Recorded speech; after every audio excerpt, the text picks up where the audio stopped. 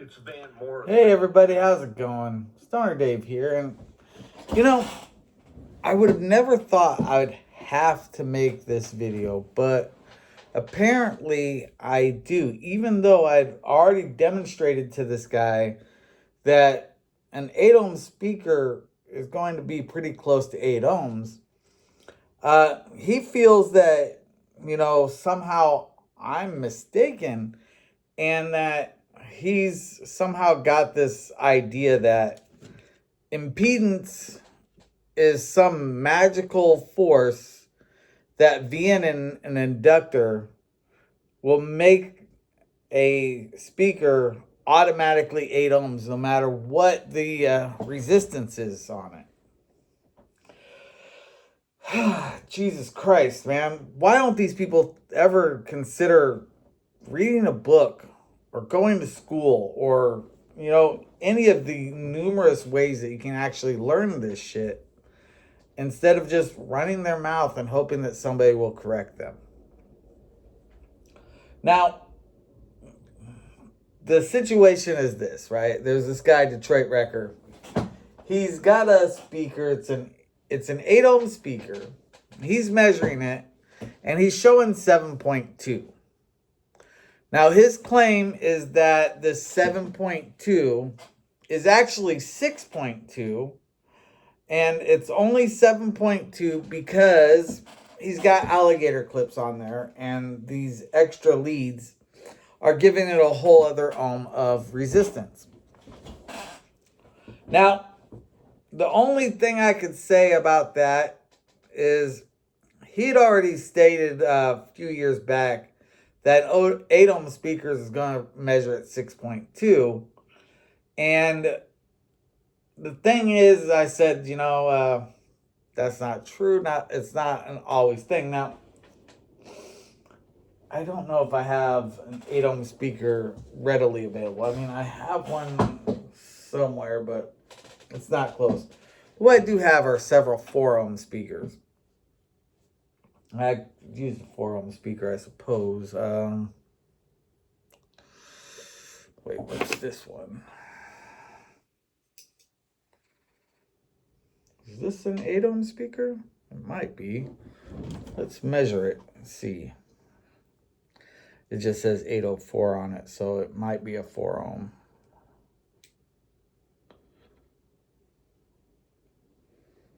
Oh, wouldn't you know? This is an 8 ohm speaker. Guess what it's measuring at?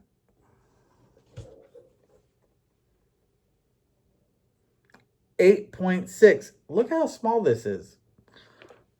8.6, 8.4 now. It'll vary. Little fluctuation. But that's not bad. It's not saying that this is a low quality speaker. I mean, it's small, right? It actually puts out a lot of sound for its size, but it is just a small little speaker like this. Comes out 8.6, and it's considered an 8 ohm speaker. Do I have another 8 ohm speaker around here? I know I do, but I don't want to measure one that I've already measured. But where did I put that? I put it in.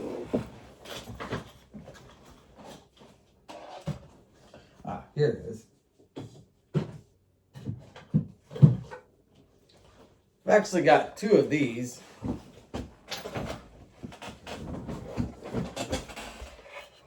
These are 8 ohm speakers. Take these leads off here. Measure it directly from the speaker.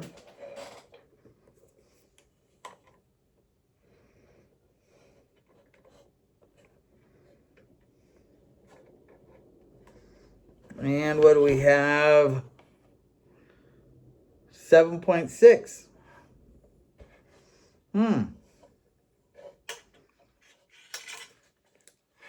7.6. Okay, there's another one over here. And it's actually the same brand.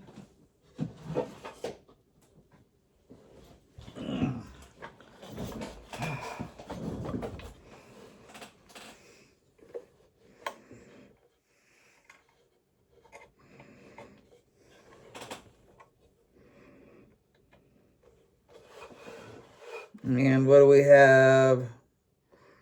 7.6.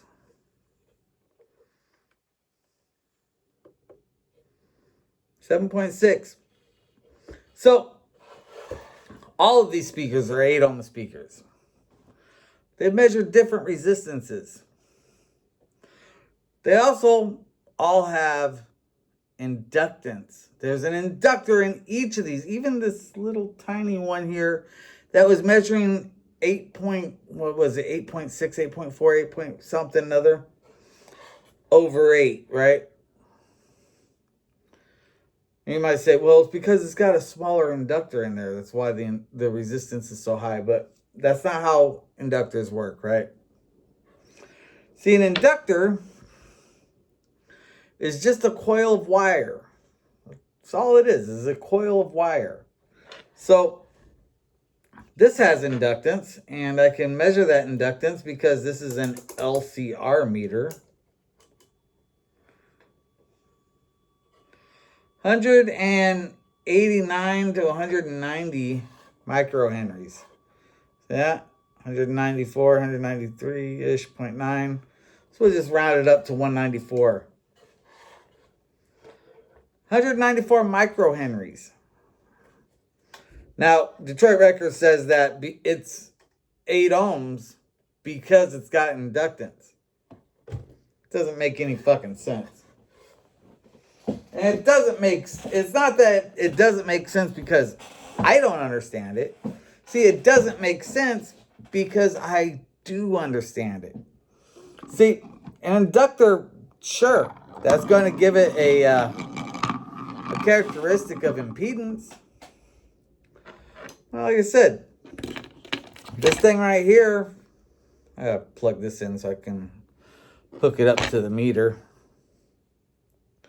These little virtually resistance-free connectors. Remember, this had like 8.4 ohms of resistance. 10 microhenries. Very low inductance.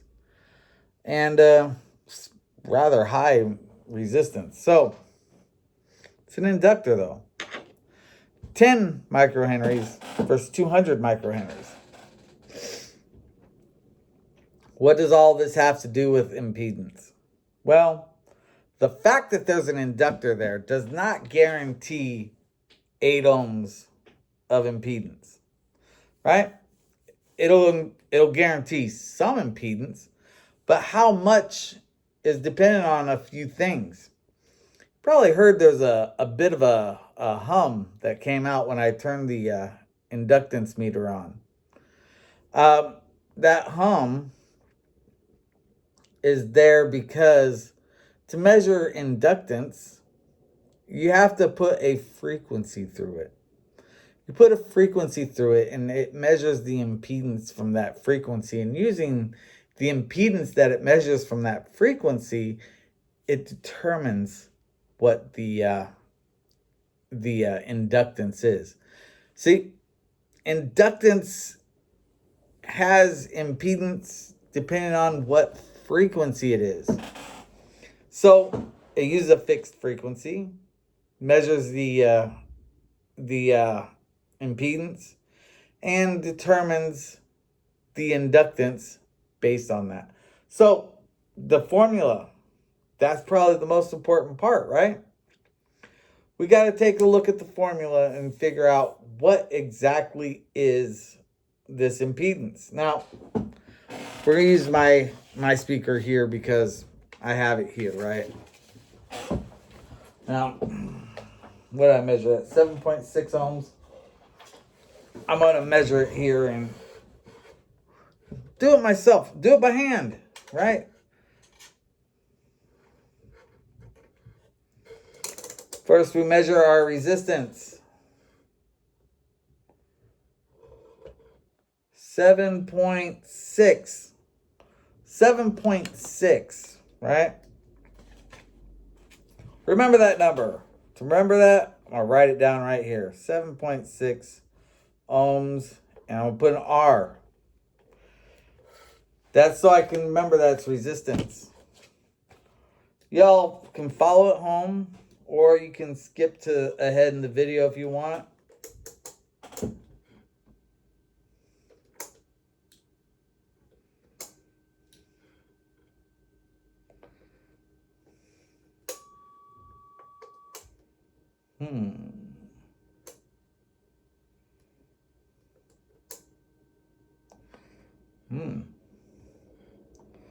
So this speaker, I'm getting 400 microhenries. 400 microhenries. That's a significant bit more than what we were getting earlier. But I trust this a little bit more because this here at the 200 range, frequency is really high. Here the frequency is a bit lower. And I go further down and I'm still getting in the 400 range. So we're gonna go with this. 400 and saw my number. 420 microhenries.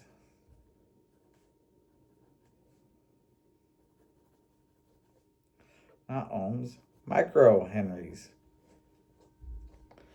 So we're looking for the impedance, right? Z. They call it Z. And the reason it's called Z, it's really crazy how a lot of these letters end up using. Like on the inductance, we use L for inductance, right? And a lot of people don't understand why it's L. It has to do with the guy who discovered this property, whose name happened to be Lenz, like Lenz's law. So we use L for inductance in honor of that dude. And for reactance, which is the property of impedance that's going to be determined by the inductance that we just measured, we use a J factor. And people say, why do we use J? And it's because I is taken by current. So we use J. And if you understand vector notation, then you know there's a IJK vectors, which is X, Y, and Z. But we call them IJK for vectors, and Z is Z because it's the Z direction, right? And all of these different things are put up, and the reason why we don't use the K is because K is used by kilo, like kilo ohms, kilohertz, all these different types we use kilo for, so we don't want to use K, that's why we use Z. I and J are used because they're vectors. So to give you an idea of why it's like this, right? So my fingers here, we'll pretend that these are the vectors for the impedance, right? This long one down here at the bottom, this is the resistance, right? This is our 7.2 or 7.6. His was 7.2, ours is 7.6, right? This here is the inductance. I don't know what his is. I don't have his speaker to measure it, so I can't give that. But mine is 420 microhertz, or microhenries, sorry. So that's this right here. What we're looking for as far as Z is we're looking for this one right here. This represented by the pin that just happens to fit pretty well right there, right? So we're looking for this guy right here. So we got to do a little bit of calculations. That's great, right? So there's a formula we use to determine inductive reactance. There's one for capacitive reactance as well, but for the sake of this demonstration, we're going to assume that the capacitance is 0. Now, the reason why is because capacitive reactance negates inductive reactance. So in this case, we've got something that's much more inductive than it is capacitive. So we don't need to really even bother looking at the capacitance of this thing.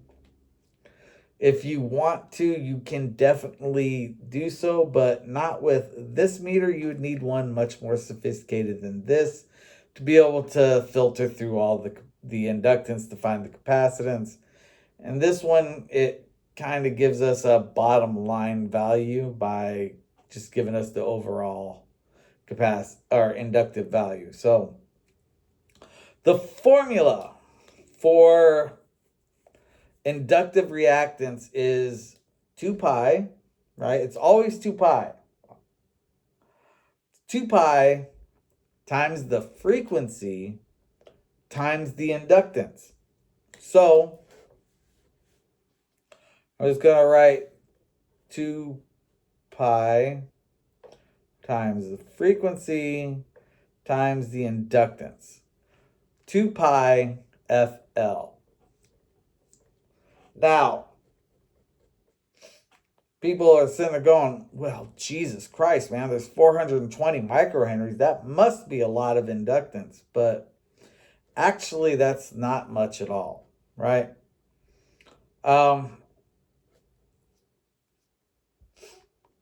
It's good for an RF choke. Like if you're trying to filter out radio frequencies, this would be a great level of inductance for that. But as far as the frequencies of a guitar, you're going to find that it's not very significant at all. So, frequencies. Low frequency of a guitar, right? Standard tuning is about 82 hertz. So, FL, that's frequency low, 82 hertz. The high frequency, that's the highest usable frequency of the guitar. What is that? Well, we know that the 5th fret of the high E string is 440 hertz. That means that the 17th fret of the high E string, which is 1 octave higher, is 880 hertz. And we're only dealing with another 5 frets up. So let's say 880 plus maybe another 4. So around, 1200 hertz? We'll go ahead and say frequency high, FH, 1200 hertz. And it could be slightly more, slightly less, but that's a pretty reasonable number to work with, right? Now, we're going to go ahead and we're going to calculate the inductive reactance at both of these frequencies. And then we'll do an average as well. So we'll have 3 different inductances to work with here. So clear to... Does this have a pi button? It should have a pi button. I don't use this calculator that often. I prefer my graphing calculator. Has a much more functionality. And we can also put it on a graph and look at it that way as well. So, all right, so 2 pi times our frequency, our low frequency is 82 hertz. And our inductance is 420 micro. Micro means 10 to the negative 6 if you didn't know. My dog's barking at other dogs walking by. Hey! Hey, dude. Hey, buddy, what you doing? Hey. Hey. What are you doing? What are you doing, silly? What are you doing? Waking up the neighborhood to stop that. All right. So, like I was saying, it's times 10 to the negative 6th power. So we put all that together and we end up with 0.216. 0.216. 2 pi times. So, okay. So, and we call reactance typically gets the letter X. You know, that one, it escapes me why, but it's called XL for inductive reactance. So XL, and since it's the low frequency, we'll call it XLL, equals 0.216.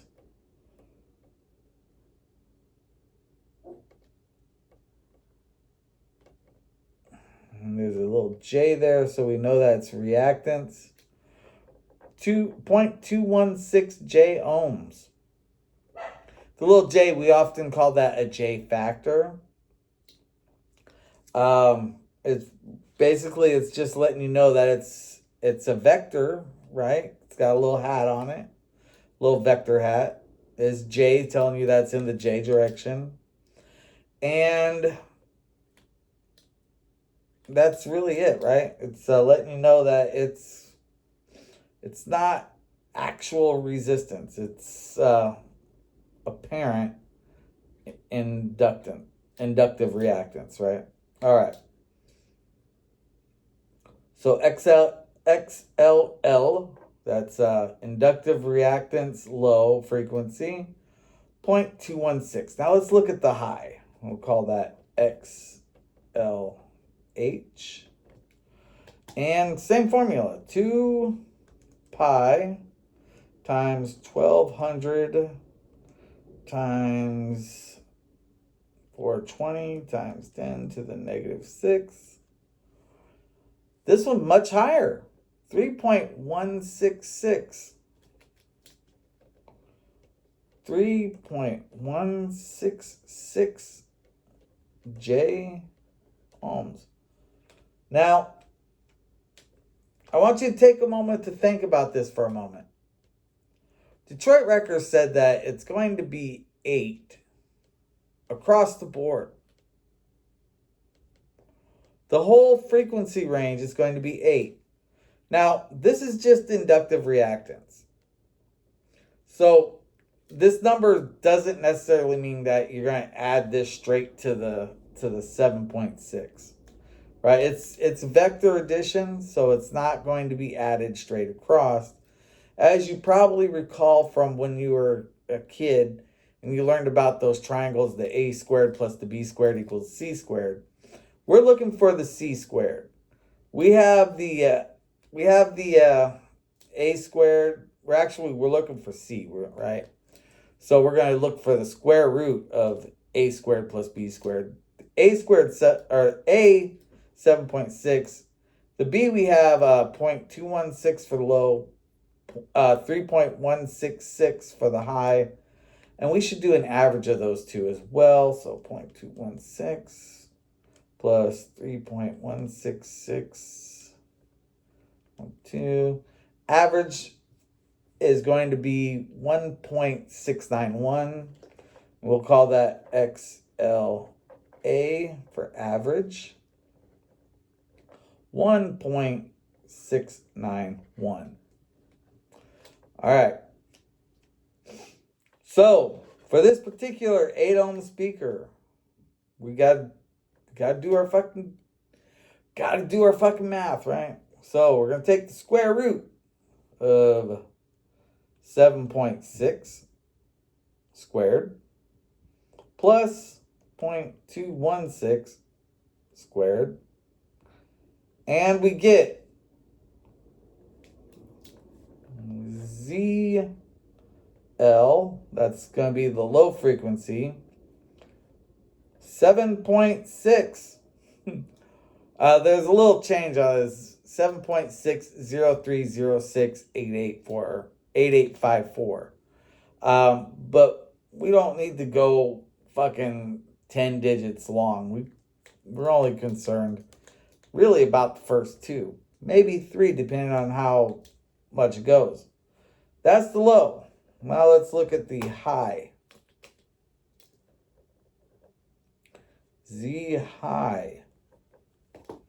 Same thing. Square root of 7.6 squared plus 3.166 squared. 8.233. 8.233. A bit more than 8, right? We start with 7.6, now we're at 8.23. And it's a little bit change after this, 0.233076946. But we're not concerned about 10 digits out, right? All right, now let's look at the average. And just doing the average of these two seems like it should be pretty close to the 8.0, right? I'm going to average these two numbers out first. 7.6 is 8.233. 7.9165 if I average these numbers out. But let's look at what the result is if we use the average there. So square root 7.6 squared plus 1.691 squared, 7.785. So 7.785, we'll go 7.86 is what we're going to be seeing as an average. That's going to be at mid frequency. So, what exactly does this mean for our speakers and impedance? Well, it means this, right? Frequency is going to be changing the impedance. Impedance changes with frequency. That's a basic fact of electronics that really everybody knows. That's why you don't hear people talking about the impedance of your pickups, right? Nobody says, oh, these pickups have an impedance of this many ohms. They say it has a DC resistance of so many ohms. And the reason why is because impedance changes with frequency, but resistance is always the same. It's always the same, which means that you can tell what your output is going to be by using that DC resistance. And pickups are much more susceptible to frequency changes, changing their impedance than speakers, because a pickup is got a lot more inductance than a speaker. Now, with speakers, the reason why we don't characterize it and say resistance or DC resistance or impedance or any of that shit on there is right there. The audio frequencies are so low that the highest frequency that you could actually hear is not going to be significant to the overall impedance of the speaker. That's not worth breaking it down and saying that this is resistance and this is DC resistance, this is the impedance. Nothing ever says the impedance of something because that's not a fixed number. Impedance changes with frequency, because you're not going to be listening to the same frequency over and over and over again continuously. Saying it has an impedance of any value is a waste of time. It's not accurate. It's not specific. But the 8 ohms, and he measured 7.2. He's claiming it's 6.2, but that number doesn't have any basis in reality. It's measuring at 7.2. It's a speaker. Speakers, like anything that you're given a resistance for, has a tolerance. Typically, a speaker has about 20% tolerance, which means that if you have an 8 ohm speaker, it can measure anywhere between 9.6 ohms on the high side all the way down to 6.4 ohms on the low side. That's 20% above and 20% below. If you've got a speaker that's measuring 6.2 ohms, there is a really good chance that you got something that was from a reject pile that you either was sold to you on some kind of a bargain bench because they couldn't sell it at full price because it's outside of specs, or you've got a faulty meter. You got a faulty meter, that's possible. This right here, 8 ohms.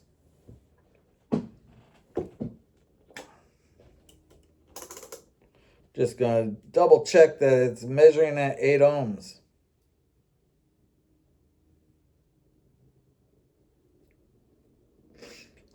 .2 ohms. Within specs. It's actually going between 8.2 to 8.3, but we'll just call it 8.2. 8.2 ohms on an 8 ohm speaker.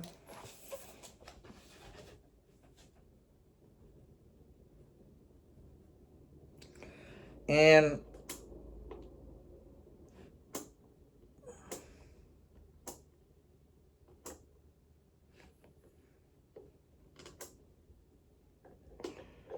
we have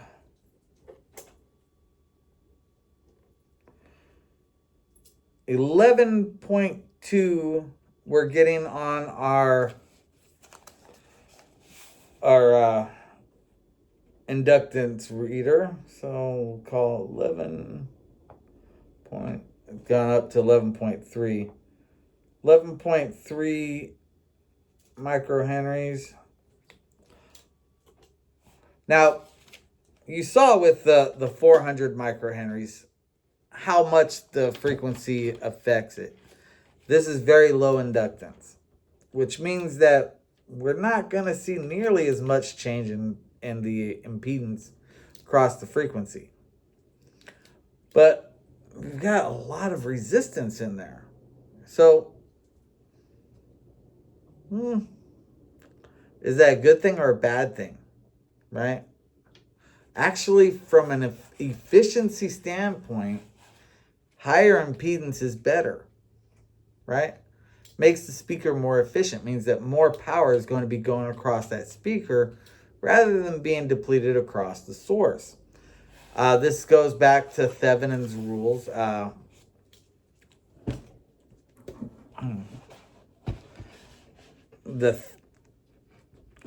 Jesus, what the hell? Thevenin's theorem, right? Used to be believed, and for a long time, people believed that 50% efficiency was the highest efficiency that you could get. They thought nothing could be more efficient than 50% efficiency. And that's because you had something you put in power into it, and the most that anybody could ever get back was 50% of the power. You put, let's say, I don't know, 10 10 watts into something, you got 5 watts back, and they're like, that's as efficient as it could get. And at the maximum power output, that's the efficiency you get, is 50%. That's your maximum power output. You get 50% efficiency. But you can get more efficiency by having less power output. I've demonstrated this before, and I could do it again, but I don't feel like putting together an amplifier for you right now. But when you're dealing with impedance matching, right? You always hear 4 ohms to 4 ohms, match it up, right? But if you were to measure your transformer,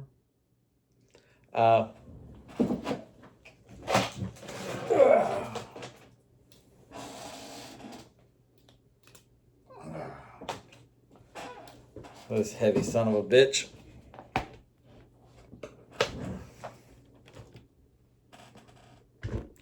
If you were to measure your transformer,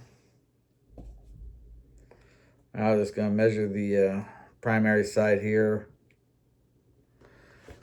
Measure its impedance, its resistance, I should say. 3.2 ohms. Now I'm going to measure the secondary, which is, it's got a coil tap, but that shouldn't make any difference to anything. Measure the entire thing here.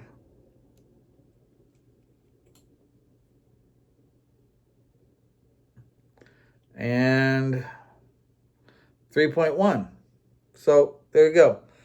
This would be ideally matched with a 4 ohm speaker if I were using it for a speaker output, you know. Actually, really it should be used for power supplies, but you know, it is what it is. If I were putting that onto a speaker, it'd be a 4 ohm speaker. Why? Look at it. 3.9 or 3 point whatever. It's really close to 4, which is all we're really looking for, something close to it. So popping it onto a 4 ohm speaker would be great. Why? The speaker's got more impedance than the transformer. That means that when power is being dissipated, more power is going to go to the speaker than what's dissipated across the transformer. Now, there was this guy, Scott Grove, did a video a few years back where he told people that if you've got a Marshall amplifier and you want to double your power, if you got a 100 watt Marshall, you get 100 watts across 16 ohms, put 8 ohm speaker on there and you'd get like 175 watts, he says. And I told people, I said, don't do that. Don't do that. You'll fuck up your amplifier. You'll heat this thing up.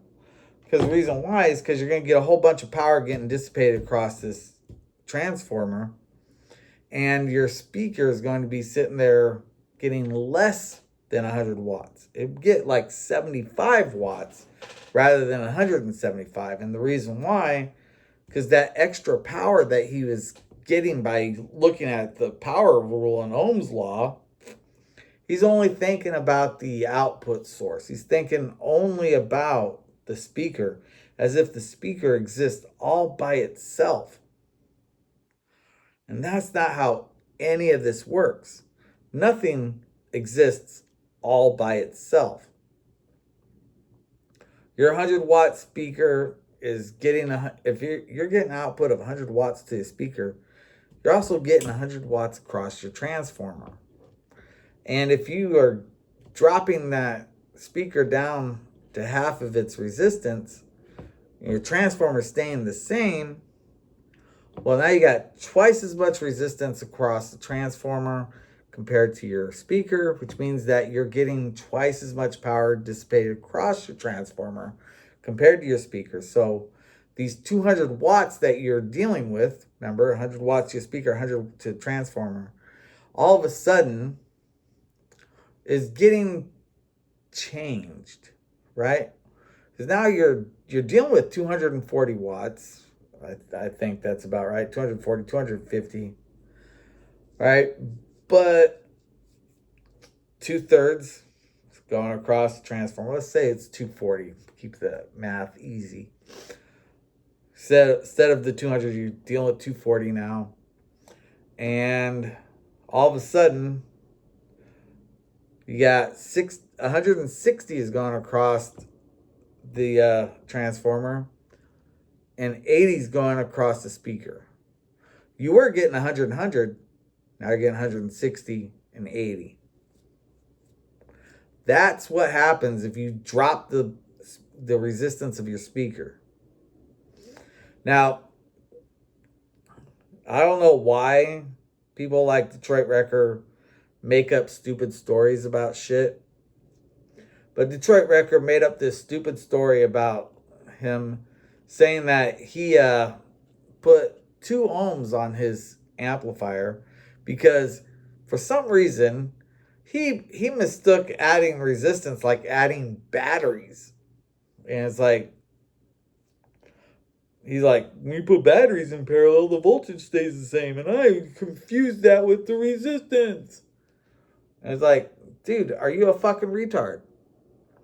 Because nobody puts batteries in parallel.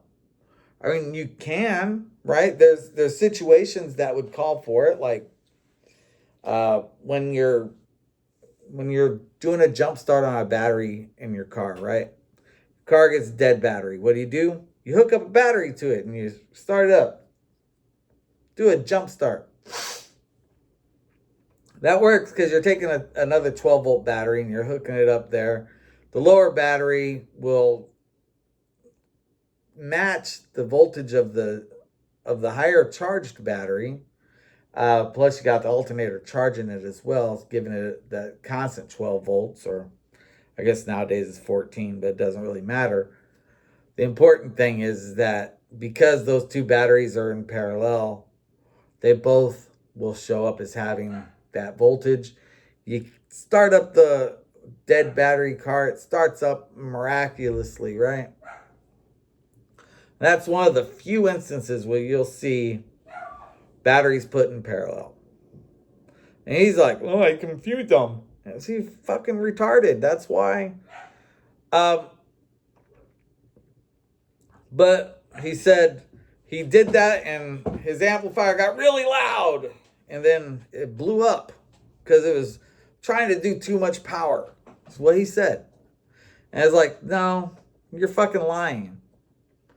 And I explained, this is how it works. I've got books. I don't know if you can see behind me that whole shelf of books. Those are all books on electronics. Well, engineering, mathematics, and physics for scientists, technical college physics, introductory circuit analysis, antenna book, electronic communication systems, electronic fundamentals, electronic principles, digital systems, practical circuit analysis of amplifiers, solid-state pulse circuits, op-amps and linear integrated circuits, programming for scientists and engineers, and an Arduino workshop book. That's that whole shelf. Right? That's that shelf right there. Left to right. Right? Or right to left. Whatever. Left to right. Come that way. You get the point, right? Now, I've read all of those books. Read them all. I've been tested on those books numerous times. They say you shouldn't brag about your job, but I feel like I should brag about my job.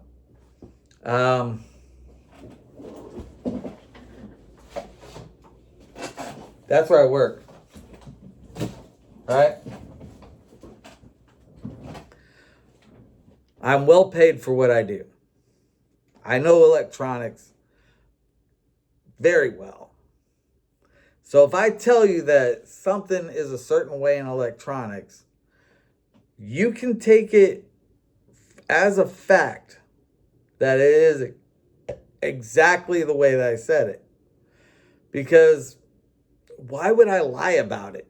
right? What do I have to gain lying about something like electronics? I feel like a burp is stuck in there, man. Now, the only other thing I really wanted to touch base on, so I've been here for a while, is the claim about the MXR Distortion Plus. Detroit Records said that he built an MXR Distortion Plus with a tin can. Now, he might have built it inside of a tin can. I mean, that sounds like something he would try to do.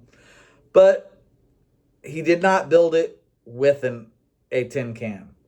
You see, the MXR Distortion Plus has at its heart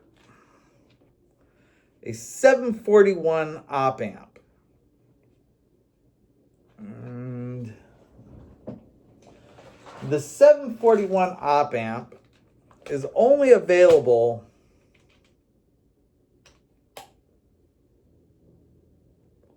in dip style.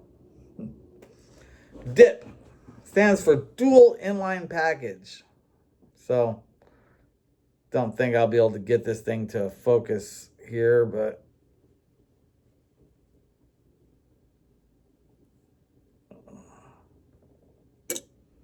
fuck.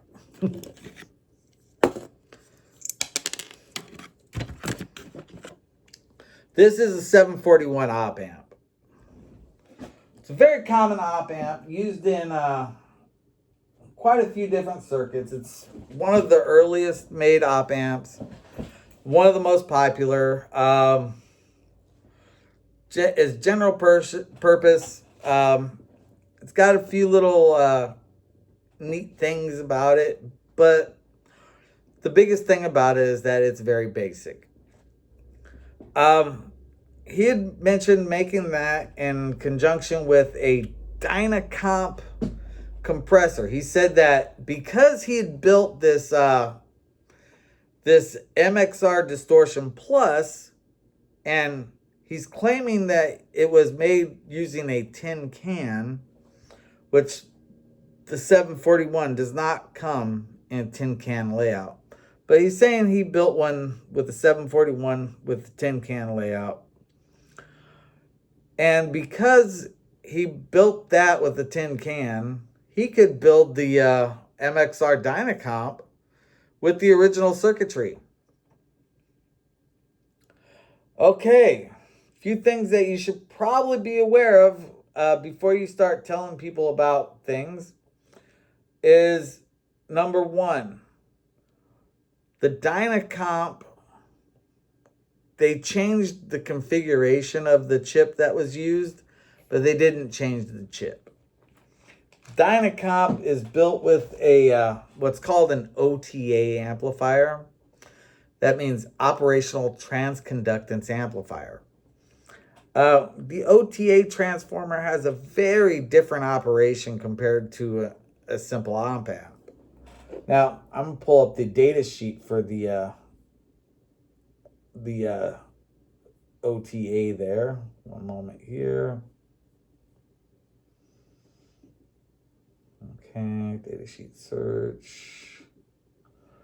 And what is it?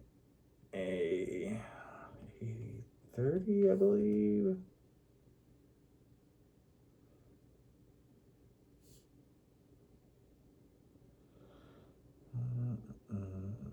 No, that's not it.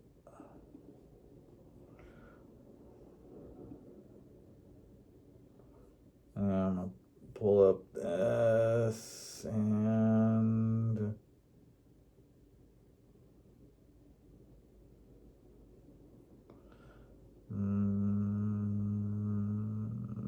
there it is.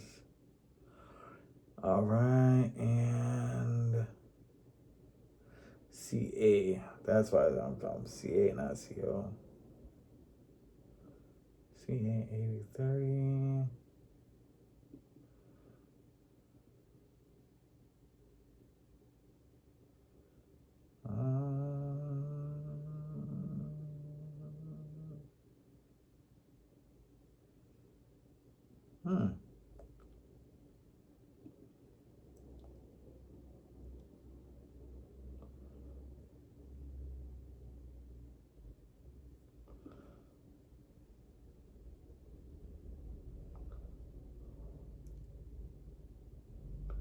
Let's see. CA.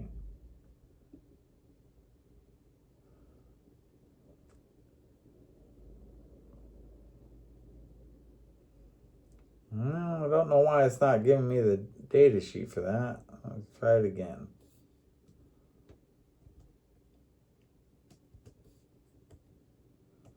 $80.30. Search.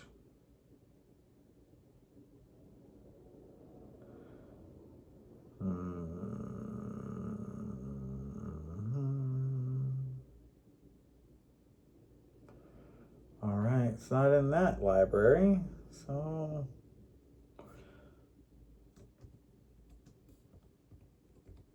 looks like I'll have to go to Google.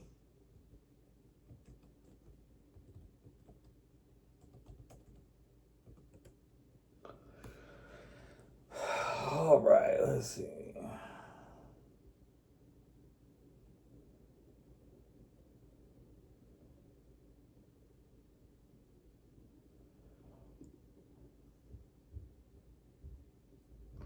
Wow.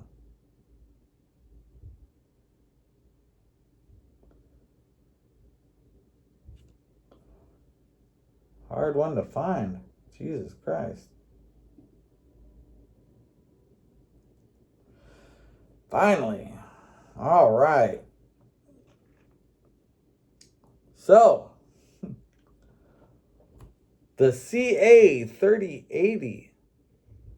Oh, wow. Oh, that's why I was having a problem. I was going 8030. It's the 3080. 3080.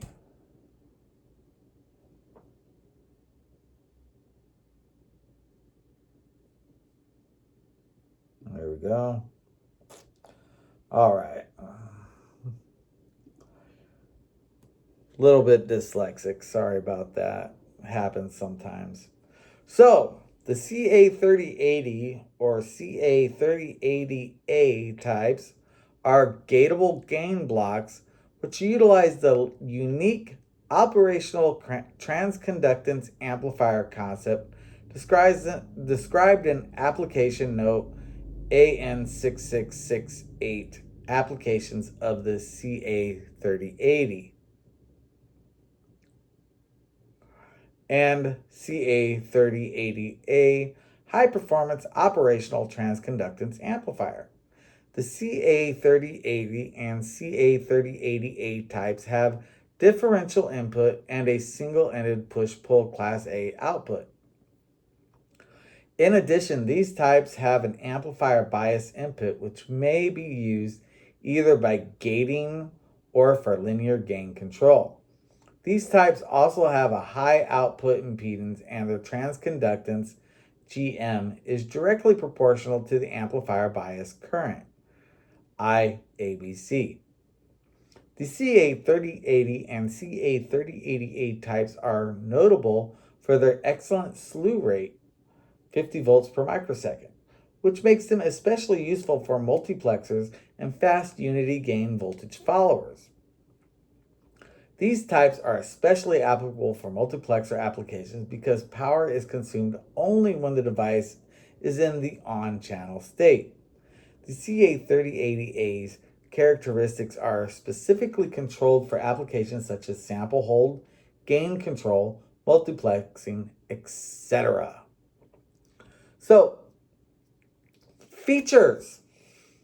Slew rate, unity gain compensated is 50 volts per microsecond.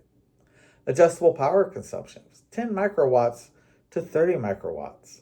Flexible supply voltage range, plus or minus 2 volts to plus or minus 15 volts.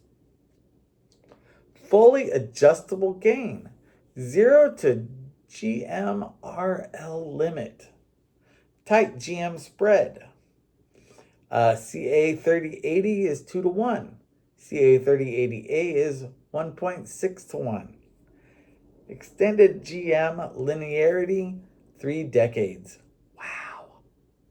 Applications, sample and hold, multiplexer, voltage follower, multiplier, comparator, pinouts. So, the CA3080 PDIP or SOIC top view. Pin number 1 has no connection. Pin 2 is an inverting input. Pin 3 is a non-inverting input. Pin 4 is negative voltage. Pin 5 is amplifier bias input.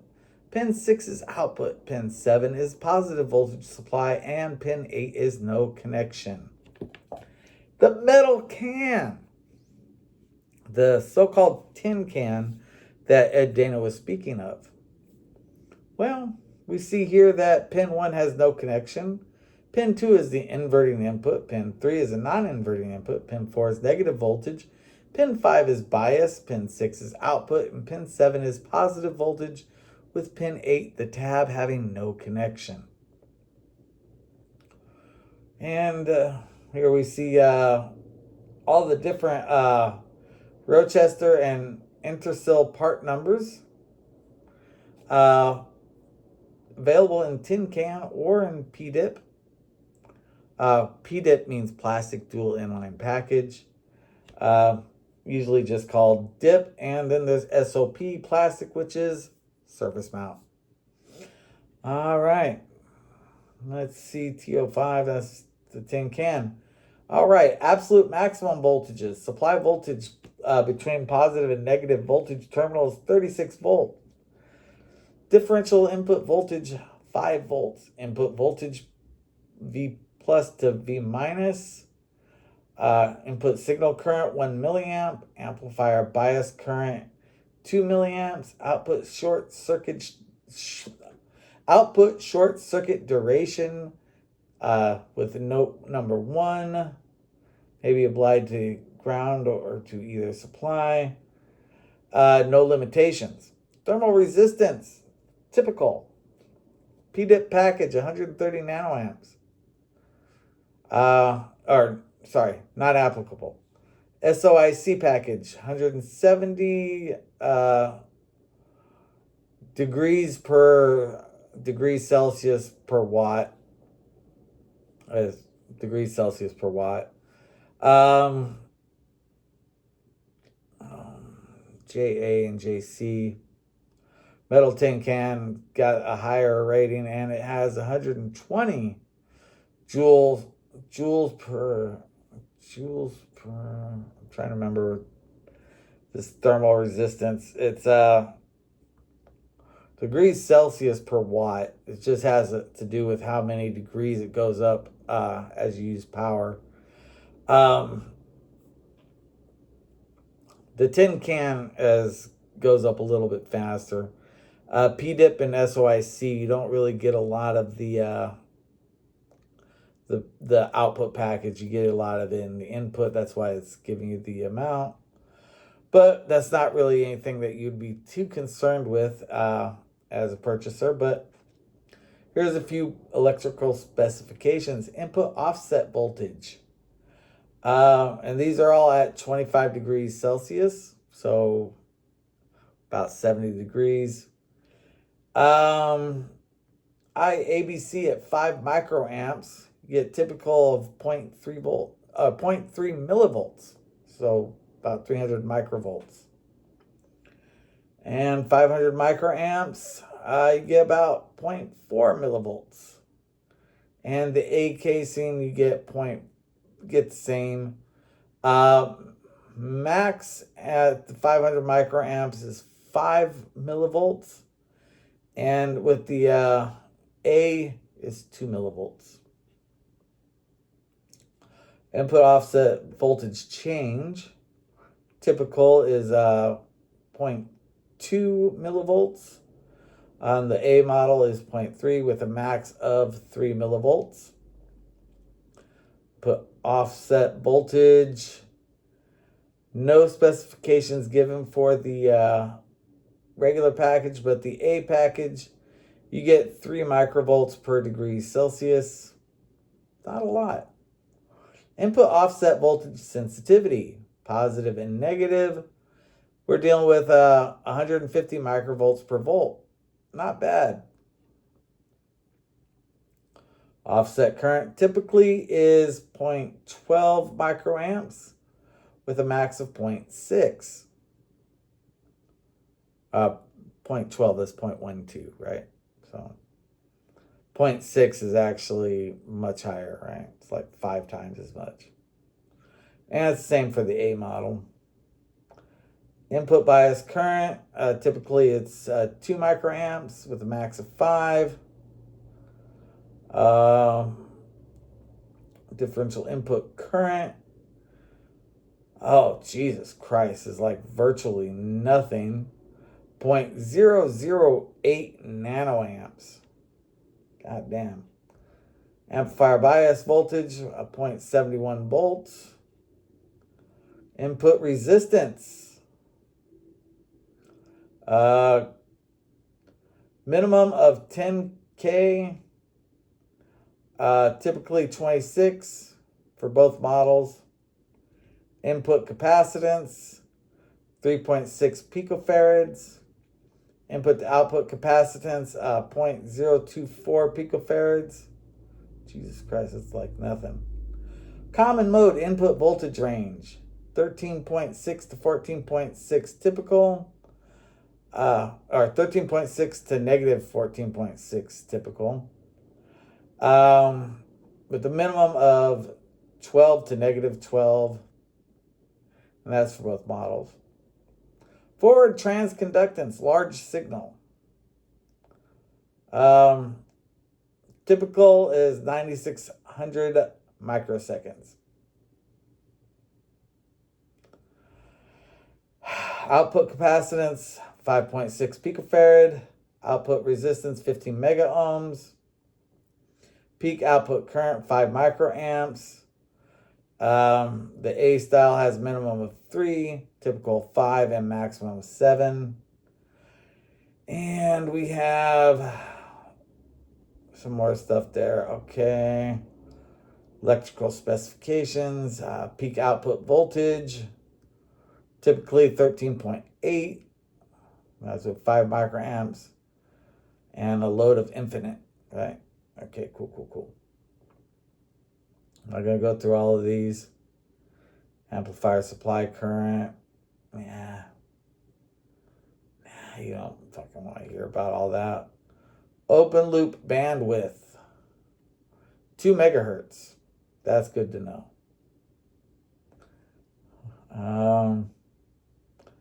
Slew rate uncompensated is 75 volts per microsecond. Compensated, it goes down to 50. Typical application. Load scope probe. Neat. Output 1 volt per division. Input 5 volts per division. Neat. Little tiny input and it shoots way the fuck up. Damn. But yeah. Ugh.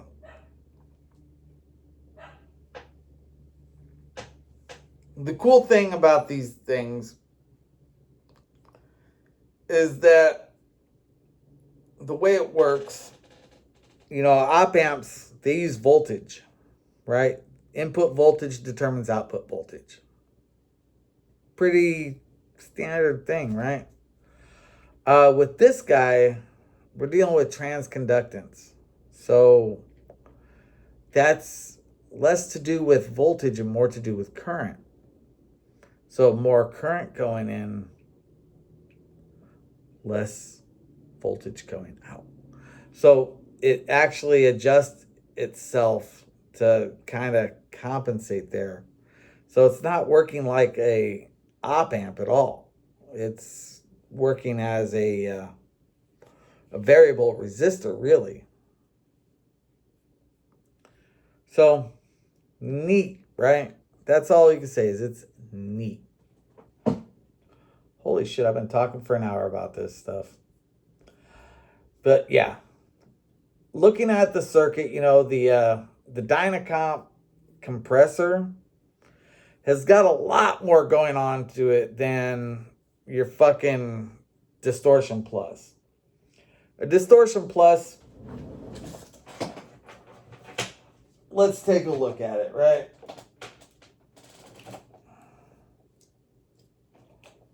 We have one op amp. We have 1, 2, 3, 4. 4 resistors. 1, 2, 3, 4 resistors. We have 2 potentiometers.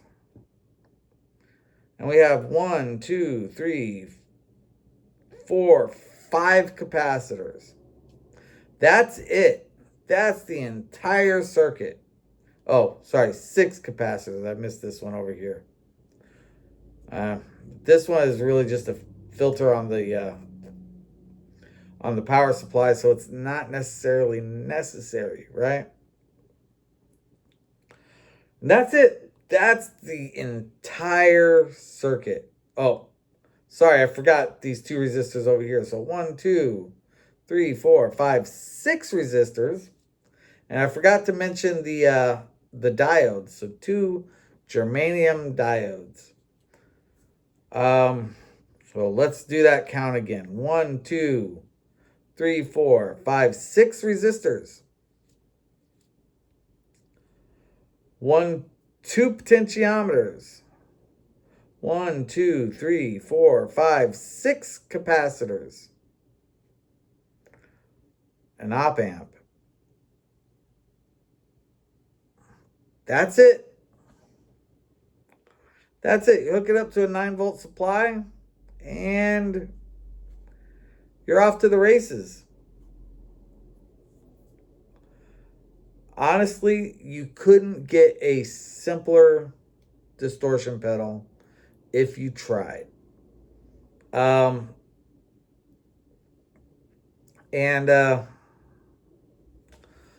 look at the schematic for the dynacomp. I would offer to build it, but those OTAs, I do not have one of those. Let's see here. All right, there's the detector block. All right, so let's take a look. 6 resistors here. How many do we have here? 1, 2, 3, 4, 5, 6, 7, 8, 9, 10, 11, 12, 13, 14, 15 resistors. More than double this one. How many capacitors? There was 1, 2, 3, 4, 5, 6 on here. There is 1, 2, 3, 4, 5, 6, 7, 8, 9. Make sure I counted all those.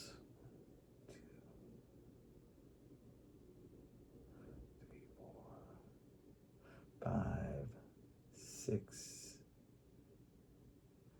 7, 8, 9, 10. I missed one. 10 capacitors, so almost double. 4 more. Potentiometers. Well, there's only 2 potentiometers, I'm fairly certain. Make sure that's right. 1 and 2. Yeah, 1, 2. All right, 2 potentiometers. All right, same there. But there's something in here that is not on the MXR Distortion Plus. That's transistors. This has 1. Oh, wait. There's a potentiometer right here, too. 3 potentiometers. Did not expect 3. Oh, there's a trimmer in there as well. That's neat. All right. So 3 potentiometers. So 1 more potentiometer. Yay. But the bigger thing is the transistors, right? Because there is 1, 2, 3, 4, 5 transistors in this thing. There are more transistors in this circuit than there are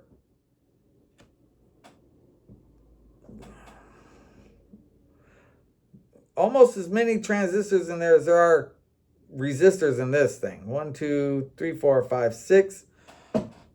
There's 5 transistors in there. There's 6 resistors in here. Detroit Record doesn't even know what a transistor is. He's talking about being able to build this circuit without having any idea about what the components are within it. Now, I'm glad that he was able to tell Ed Dana that capacitors and resistors and transistors are all different things. And they all do different things. That's great.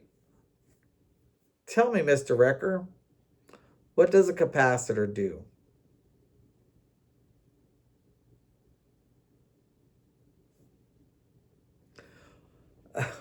See, he's not going to be able to answer that. And the reason why he can't answer that is because he doesn't fucking know. Now, you ask me that question, and I'll be able to tell you. Because it's going to be filtering out low frequencies. It's going to be blocking DC. It's going to be coupling AC from one portion of a circuit to another portion. That's what they do. They block DC, they couple AC. That's what a capacitor does. Used in conjunction with resistors, you can develop low pass and high pass filters, right? Because of a capacitor's ability to allow high currents to pass through it, or not high currents, high frequencies to pass through it, it can be used to send high frequencies past it. And because it tends to block low frequencies in DC, you can set it up to either go through to pass a high current, or you could put it going to ground to create a low pass frequency. So the low frequencies will go past the capacitor while the high frequencies go through the capacitor down to ground. Depending on how you set it up, it'll determine what you're doing with it. But basically what it does is it couples high frequencies and it blocks low frequencies. Now, Detroit Record would never know those kind of things. And I know I've been talking for an hour and 15 minutes almost. But I've covered a lot of ground here. So I want to take this opportunity to thank you for watching. If you made it this far in the video, congratulations for having no life. Other than that, thanks for watching. Have a great fucking day.